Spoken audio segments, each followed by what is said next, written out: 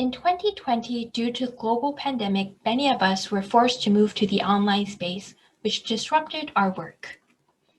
Our study title is The Show Must Go On. In this talk, I share our team study findings regarding our transition to the online space for work to go on.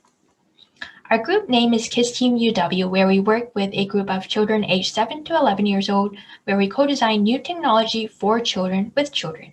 In 2020, our team was no exception in putting a halt to all projects.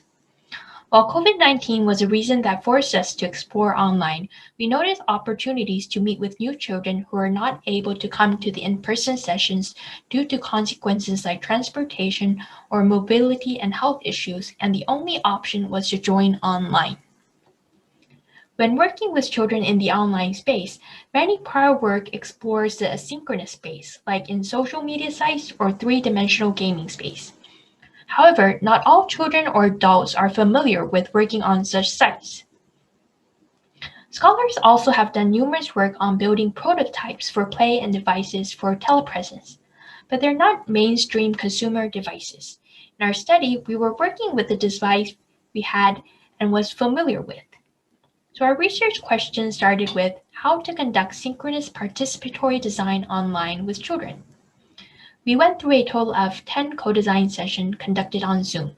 We analyzed video, interviews, and artifacts produced. In the data, the majority of the sessions were total chaos of having days where children turned all their cameras off, bad internet connections resulting in both frustrated children and adults. We also had days children co-design in the car and with their pet lizard. In some, many things did not go as planned. For instance, in our very first session, we asked the children to design the future of co-design over Zoom. And a child stated, "I see no point in designing for the future of co-designing online, as there's no future for it."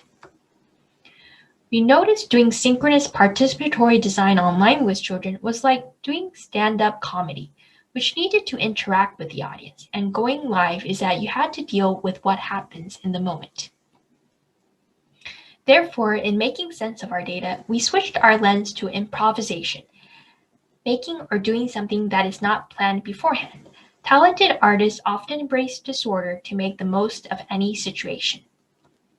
We use a paper by Kang et al. Presented at CHI 2018, which discusses how improvisation emerges in practice and explains 5 features of improvisation. So instead of how to, we changed our focus to what to consider. And we created a framework that was generated through thematic coding, which introduces 3 themes. The first theme is project logistics, which discuss how the decision might be planned and implemented. Our 2 sub-themes are techniques of how commonly used techniques in person had to be modified in the online space. Next, we needed to think about what digital tools we can use to meet, share, design, and collaborate. Our second theme is people and setting.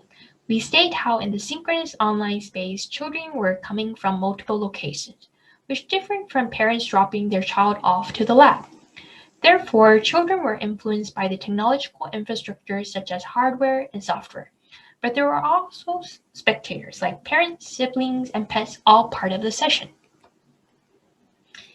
In the final theme, people's online interaction, we note how it is important to state how the children's interpretation and reaction mattered.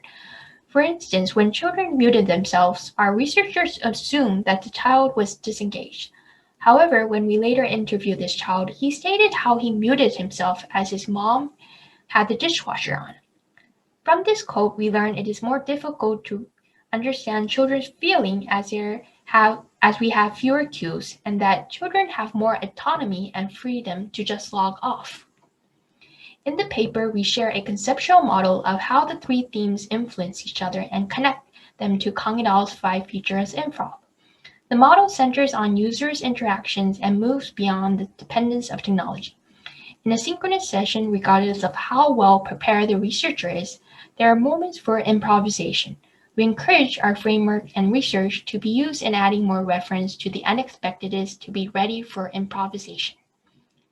Thank you for listening.